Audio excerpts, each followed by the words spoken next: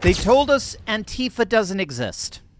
For years, the legacy media, the Democrat Party, and every left-wing pundit with a microphone insisted that Antifa was just an idea, a boogeyman, a myth invented by conservatives to smear peaceful protesters.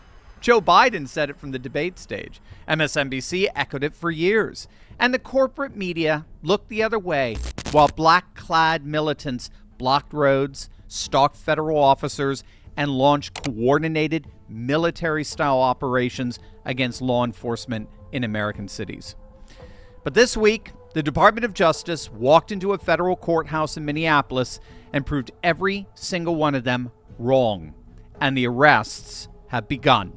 The feds have just dropped the hammer on 15 members of Antifa. The Department of Justice has charged members and associates of the group Direct Action Minnesota, or DAM, with various federal crimes, including conspiracy to impede a federal officer, multiple counts of interstate stalking, interstate threats, solicitation to commit a crime of violence, multiple counts of assault on a federal officer, and destruction of government property. Here's Homeland Security Special Agent Michael McCarthy.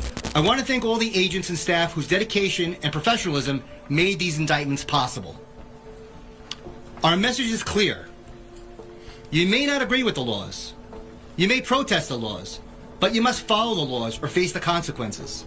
Now, DAM is an umbrella organization made up of multiple militant subgroups, including one called the Black Hat Workers Collective, a Minneapolis-based Antifa affinity group whose Facebook cover photo is the burning of the Minneapolis Police Department's 3rd precinct. One defendant, Kyle Wagner, seen here, who openly identifies himself as Antifa and built an entire social media following around recruiting members, posted videos calling on his followers to get their guns and stop federal agents.